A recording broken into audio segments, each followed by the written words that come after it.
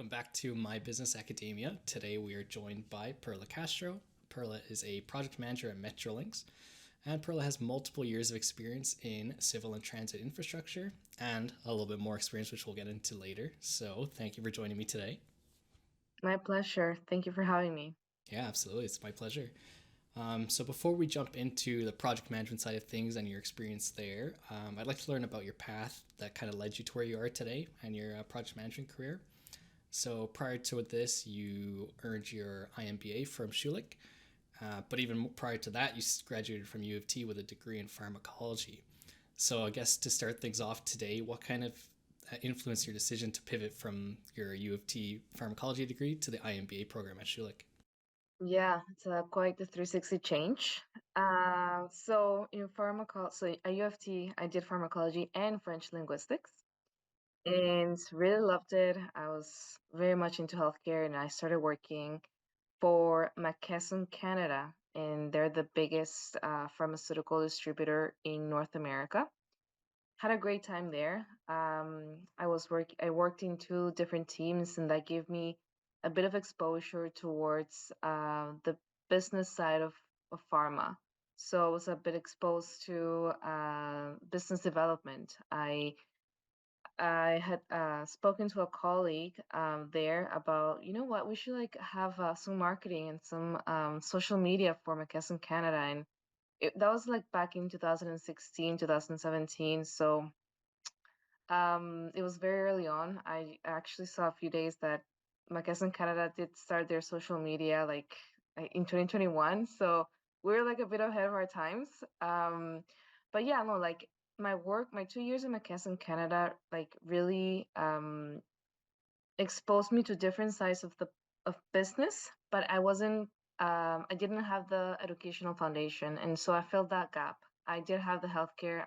I was able to speak French, but I didn't feel confident enough to be able to do a good job actually in that business side of pharmaceuticals.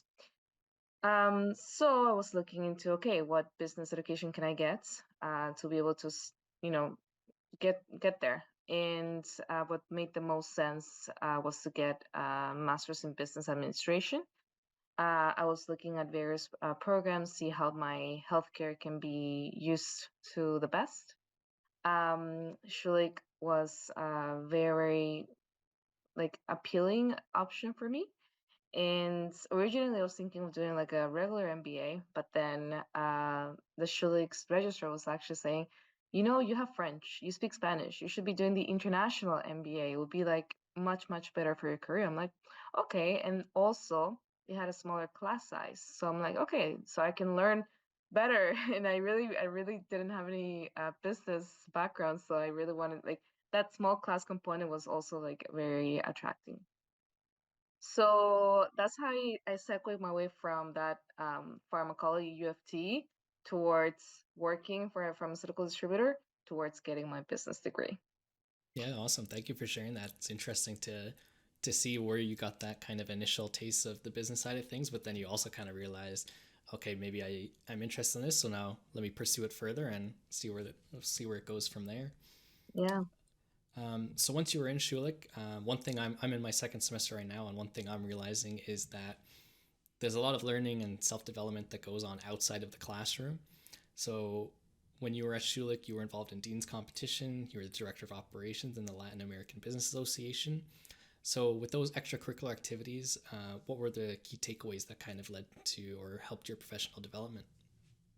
hmm I mean, Dean's competition, it was, I think the main takeaway is it's so good for your time management and for really pushing yourself out of your comfort zone. And in the first case that we were given, we actually like had to call so many people that you learn how to adapt to all the situations. So we we didn't make it after second round, but it was still a very rewarding experience. Of course, I put that in my CV afterwards. But no, it was really great because you really had to come up with the best solutions you could and like really implement whatever education, theoretical education you had in a very short amount of time. So yeah, for anybody who's thinking of doing it, I think it's really really great for exposing you to how the world is. And then when I was director of operations in LATAM, the Latin American Association, the main takeaway for me was the experience, like the event that I helped organize. So I helped organize a cannabis event there, and I was really thinking of working in the cannabis industry after I graduated Schulich. For me, once I organized that event, and of course, as you're organizing the event, you learn about time management. You learn to prepare for speakers. You learned all the things that could go wrong in event planning. But then, after speaking with our guests that were trailblazers in the cannabis industry, I learned that two things: the importance of looking at patterns at a global level, because they were speaking of some cannabis legalizations in other places and how other countries were already more advanced. So they were able to understand a little bit more what was going to happen in Canada. And although it looked very, very positive back then, and I mean, they were right, because today you see so many cannabis stores going, they're doing great. I also learned that for me, it was still a risk that I wasn't willing to take at that moment in time, as I was just starting my career. So, yeah, in terms of my professional development, having that position and organizing that event, that, I was in healthcare, so I really wanted to organize this. But then after that event, my main takeaway is that, yeah, like I think this is really going to take off in Canada in a few years. But I'm graduating very soon. I can't wait until until it gets that good to really like start here. So yeah, I think it was a great opportunity for anybody who's wanting to test anything new. If you know it's a good way to validate, I guess, your hunch, if you really want that opportunity. Yeah, thank you for sharing that. I think two interesting things there. One was if you weren't involved in that event planning situation, you might have never been, you might have never experienced that whole cannabis industry. You wouldn't have been interested in that. You would have never like learned about it. Right on. Um, one thing about that, or one, and the other thing was going to mention is, was that like your first experience related to like event planning and like project management? At that level, yes, Okay. because I was really leading that whole event. So was that maybe one of the things that piqued your interest in project management, or was this maybe something further down the line that you decided that you wanted That to was pursue a further career? down the line. Okay. Yeah. So it wasn't just like an instant click from that No, no, experience. Okay, definitely not. I cool. think after that experience, I was just like, I just do not want to go into cannabis. This is like too risky. I wasn't even thinking about project management. Yeah, I just exactly. think project management is just so it's everywhere, right? Hmm. So like yeah, it's holistic, but no, that was not my main takeaway. That was not when I realized that I wanted to be in project management. Yeah, the reason I ask is because you did an internship during your IMBA where you did digital marketing intern. You were a social media strategist at Dole. So I was kind of curious to see, like you're kind of bouncing around, you're experiencing different things, trying different things. Was marketing one of the areas that you were interested in, like earlier on in your IMBA? Yes, yes. So I guess I'm kind of like I mentioned, I was thinking of like, that social media aspect and a bit more marketing. And I actually had two opportunities. I had one opportunity in Paris, which is the one that I took, and it was in marketing. I had another opportunity in Spain for an embassy, so I really had to choose. I'm like, okay, but you know what? For farmers, if I'm gonna be, because I was still thinking of working in the pharmaceutical industry after I graduated Schulich, and the opportunity in Paris, it was for Dole, which is in food. So it was a bit similar. I think as for pharmaceuticals, I think the closest you can get is either food or cosmetics. I didn't get anything in L'Oreal or or Givenchy or something like that, but Dole was a very great opportunity. So yeah, it was honestly like the best thing, because I was able to also combine my French, and I had never worked in a French professional environment. So yeah, no, like that internship, I was, I chose it strategically because I was still thinking of doing pharmaceutical marketing after Schulich, but that internship opened my eyes and I came back to Canada and did my second year. And I specialize in infrastructure courses because in my time in Paris, I had the opportunity to travel a lot within France, but also outside of France. I became very interested in how efficient their infrastructure is, and just wondering like how is it that Toronto? I mean, I understand because Toronto is a much newer city than Paris, but we're not even 10% of our way to compared to Paris. So yeah, I became very interested in infrastructure in my time in Paris while I was doing social media marketing. And then when I came back, it's when I made my decision of, okay, you know what? Like, this is it. Like, I'm gonna explore this. Right now is the right time. I haven't graduated yet. So let's explore it. If I like it, I'll pursue it. And yeah, I found my niche when I came back. Yeah, that's awesome. So I guess one question I have related to this is you kind of transitioned from pharmacology to business marketing, and then like infrastructure project management. What are some of like so after you graduated from Schulich and you got your role as project coordinator at Infrastructure Ontario? What were some of the challenges that you faced, like being relatively new to this kind of environment? Yeah.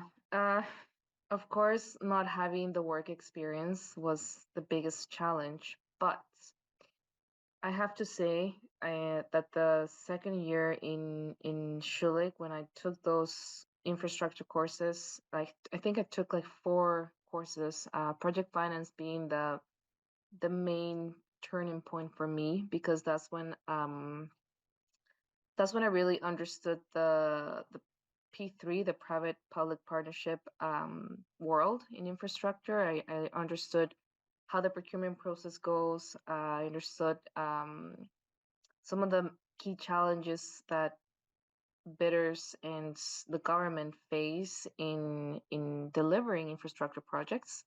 That's also where I met my professor Arsalan Sargar, amazing professor who he had shifted very recently from Deloitte to infrastructure engineering. He had told the whole class like, "Hey guys, like I'm looking for project coordinators," and I like yeah, I became very interested. He said like, you know what, at IO, Infrastructure Ontario, it's a place where we joke because he said it so many times. It's a place where the learning is second to none. And it was true. Like, yes, at the beginning it was very challenging because I also joined during the pandemic, which made everything that much harder for the onboarding process. Um, but thankfully, Infrastructure Ontario, it is a very mature company. So the learning from Schulich, which gave me the good foundations to understand, okay, we're at RFQ right now. You have to hit the ground running. You have to evaluate all these things. But at least like I understood like what was coming next while we're doing this RFQ. What is the basis of it? So short answer, biggest challenges are not having that work experience, so not being able to like know right off the bat what is it that what at a high level what is it that is the most important thing, but and also the pandemic component of it. But no, like after a few like after 3 months, I think you start understanding it a lot better, and just that educational component of it from Schulich was the biggest help, I would say. Yeah, thank you for sharing that. Uh, do you think just being in that work environment, just working hands on with like infrastructure, that was kind of like the biggest help in learning? Um, like being new to the environment, just being put right into it, working hands on, Yes. that was like the biggest help for you?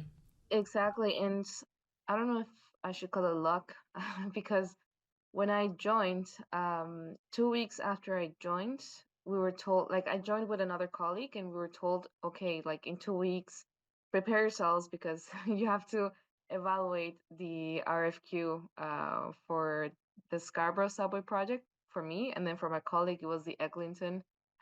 subway extension. So yeah, like just being thrown to, read the contract. You're gonna have to start evaluating. Here you go. Like, of course, like I think doing is the best way to learn. Yeah, that's awesome. Um, so, what are some of the like similarities and differences between like a project coordinator and a project manager? Are they same roles as just different title, or are there a couple differences in there? Yeah.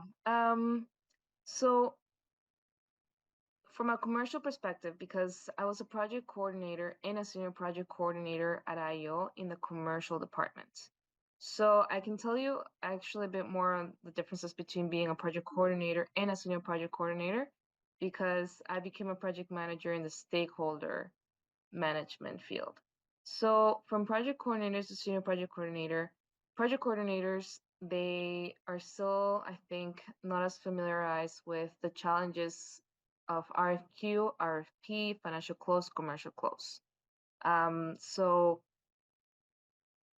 not knowing that doesn't allow you to plan a bit more in advance what the risk could be. Whereas in the senior project coordinator, you already have the knowledge and experience, you've already done it. So you basically just you can just set up the meetings with the people that you know will have the answers to prepare for the documents that are required for the technical documents that are required for the bidders. um, you understand a lot more the provisions in the contract, so you already know what could be the contentious discussions with the bidders. So you're able to prepare a bit more the material for everybody to understand and align on what's going to be the direction from the sponsors before the meeting. So you save time from being a project coordinator to the senior project coordinator.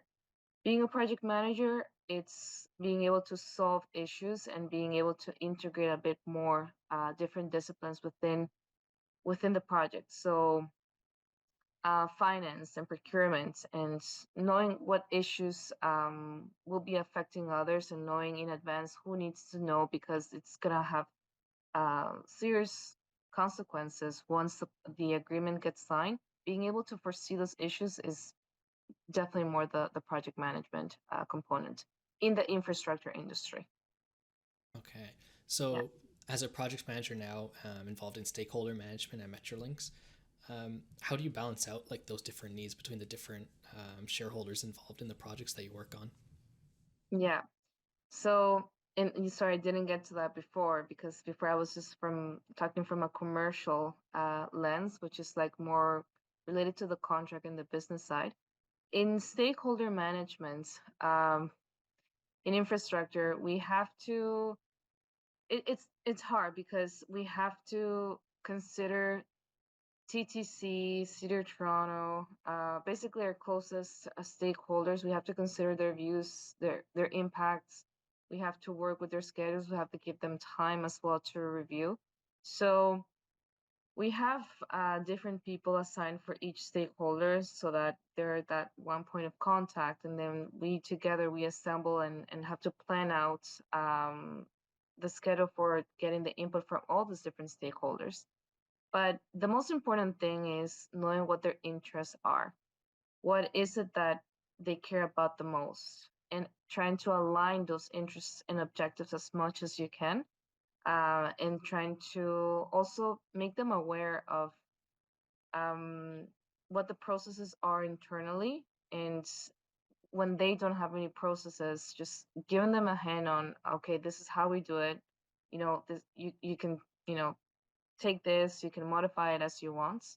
um, but yeah, it's trying to understand their interests as much as possible, trying to understand how their organization is structured, who makes the decisions from each stakeholder, from each party, so that okay, you guys are going to be reviewing it.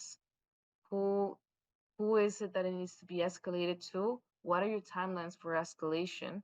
And who do you need to reach out to externally to be able to make this decision? But those frequent communications are also very important. Like having those weekly touch points with the stakeholders is super important. So yeah, it's I guess to summarize, is like frequent, effective communication. It's understanding their interests, keeping that in mind at all times, understanding how they're structured as an organization, and understanding uh, or have like a rough idea of their escalation process. Yeah, it sounds like there's a lot of different things to consider there. So I like that kind of frequent communication being organized just as a way to manage all those different things to consider. So one another question I wanted to ask you is if you can share maybe one of the more interesting projects or something that was significant that you worked on and why you found it rewarding. Yeah. Okay, so I've been in only the Scarborough subway extension, both in infrastructure interior and Metrolinx. So the way that we have split up this massive project extension is in two contracts or two main contracts. One was the advanced tunnel contract, and then this one that I'm working on currently is the stations, rail, and systems contract. So for anybody who is vaguely familiar with infrastructure, they'll know that we have these P3s, which are very templated contracts. Basically, the risk is really passed on to the private partner. But now, in what is, I think, the outlook for more projects in Canada is this more progressive collaborative contracts, which are more like alliance contracts, but not quite, because the decision making and the power still stays with the contracting authority. So one of the most rewarding things for me was the leading of the RFQ for the stations, rail, and systems contracts, because the procurement of this project, it's very, very new in Ontario. So we couldn't really take a contract, a template of a contract, and say, okay, this is a template of an RFQ. We're just gonna like copy paste the technical components of it that are just, the quick modifications for the Scarborough subway project. No, this is like, okay, this is a progressive design build, new of its kind. We don't have any templates for it. And the RFQ is the first stage of the procurement model. So the highlight for me was really leading the whole contract, because I had to coordinate a lot with the technical team on, okay, what is going to be our evaluation criteria, and trying to think of, okay, what are we going to be evaluating at the next stage, which is the RFP. What's going to be the most important to them? So how are we going to filter basically the whole world, because the RFQ is that step in which anybody can bid to it. So that was the first thing.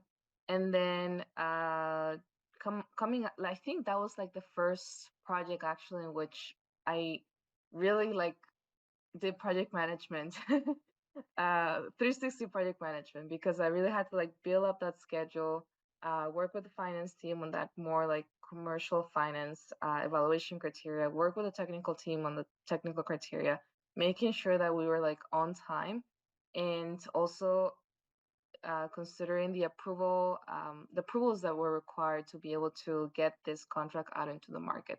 So once I was out in the market, I like that was a huge sense of, yes, we got this. It was those like all that work with like so many meetings that I had with technical teams, with commercial teams, and yeah. So after we issued it, it was great.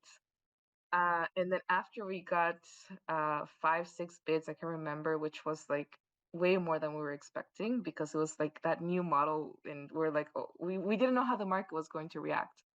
So after we got like those, I think it was actually 5 RFQs, evaluating that was also very, very rewarding, because we were able to see, okay, our evaluation criteria worked very, very well. Like we got what we wanted from the market here. But then we're like, okay, here we realized that it was super ambiguous. We did not get what we wanted. Big lessons learned. We're gonna pass this on to the YNC team, who's gonna have like a very similar procurement model. So yeah, evaluating that, leading the evaluations for that. So this is actually very good, because when I started IO, I evaluated and somebody else was leading the evaluations. And then for this one, the highlight was that I evaluated, and I was also leading the evaluations component of it. So yeah, I had to present to the CEO of Metrolinx, which was is still Phil Lester. And yeah, it was that was the highlight basically of my career in infrastructure in Ontario.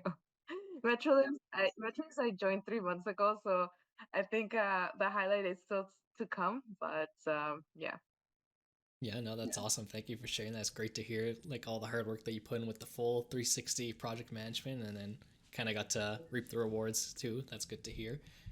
yeah, And then also presenting in front of the CEO, that's that sounds pretty yeah. intimidating. It was. I practiced so much before that. No, no, it was actually a very short presentation. I think it was like 5-10 minutes because you have to like keep it like super high level. But of course, it's super nerve-wracking. Yeah, So it went well. awesome. So maybe looking to the future, maybe of infrastructure in Toronto, do you have any visions as to kind of what you would like to see maybe in the future for infrastructure development in Toronto, and maybe how do you envision like your role played into that? Yeah, um, definitely we're gonna see more stakeholder management in Canada. So to put things into perspective, my team, the stakeholder engagement team, was just formed last year, like around summer of last year. And one of the main reasons I think that it was formed is because we're going to be seeing in Canada more and more progressive types of contracts. And this progressive contract, the main thing that makes it progressive is this development phase and this collaboration phase. And in this development phase, the design has or requires lots of consultation from different stakeholders. So us as stakeholder managers, we need to coordinate and manage the design with our contractor, with our technical advisor, and then with the various stakeholders of the project. And that's going to happen all throughout the development phase. And one of the perks is that it's going to really de-risk the project once the design is done, because that iterative consultation with the stakeholders would have been done throughout the development phase, so that at the very end, when you're hitting that like final design stage, everybody like has already thought of like the various risks that could happen. It's not like one of those projects in which you reach 100% design stage without like really taking the opinion of others, and then you realize, oh, utilities, it's gonna like require consultation with the city. We're gonna have so many issues in terms of interfaces because the city is gonna have this contractor here for that amount of time, schedule impacts. So like the outlook for me is that stakeholder managers are we're gonna see more of these roles in Canada, and I think it's gonna have quite a lot of benefits in terms of delivering the infrastructure that Canada needs, because we're gonna be managing and helping to de-risk the project by basically the consultation from different stakeholders who sometimes are like the biggest bottleneck in projects. So I think it's gonna de-risk it a lot in terms of what I would like to see. Um, Yikes. I hope that what I would like to see actually is that my role will help massively in setting out the procedures and integrating as well the different stakeholders, but setting out those procedures that will help in the approvals process. In okay, we don't know what to do, but we've already been through this, so we have. I think what I would like to see is that my role will help in establishing and developing the processes that we don't currently have, just because this is so very new. Mhm. Yeah, thank you for sharing that. I think that's an interesting goal. I wouldn't have even like thought about something like that. So that's really cool to hear. Um, so before finishing up, I wanted to ask some more like generalized questions. Starting with maybe if you have any advice for students that are looking to pursue a career in project management, maybe advice for those students, and or what kind of skills that they should work on developing. Yeah. Okay, so project management, uh, communication is, I think, the most essential skill. Effective communication, efficient communication, and knowing your target audience. So you need to, of course, tailor how much you say to senior management. You need to just present, this is what we're looking for. These are recommendations. Yes, no. Okay. Breaking up silos, or trying to identify and break up silos as much as possible. I think it's a skill that you acquire as you work. Uh, what else? Um, Trying to stagger things for people so that you keep it simple, because sometimes you're gonna find that you send out that email, it takes way longer for people to respond. And maybe if you just breaking down into, okay, maybe just send me this by like in the next 2 days, because if you make it too complicated, then people are going to overthink. So I think trying to break it down and stagger as much as possible, it's also another skill.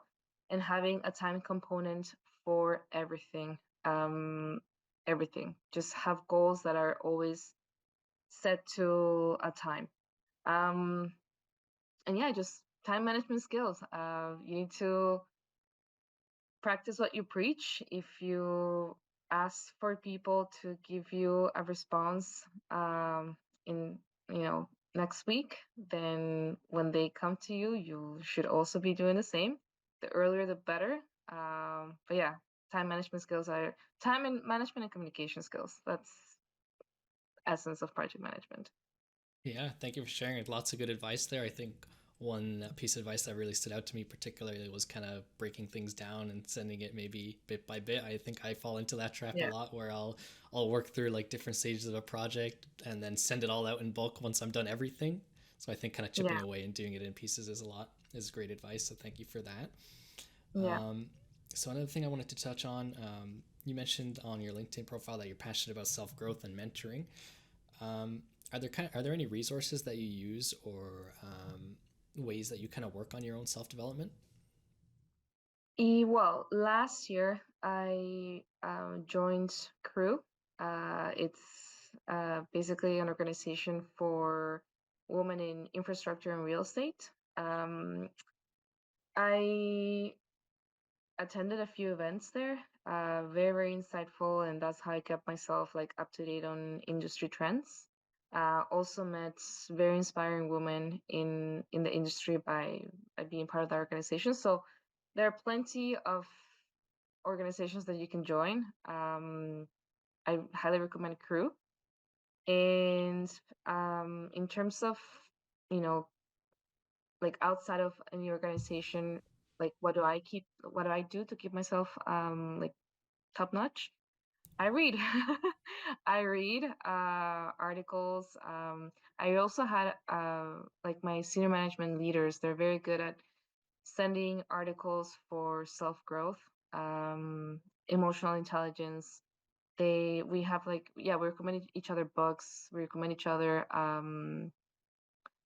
events as well, to participate in in Metrolinks in my project specifically.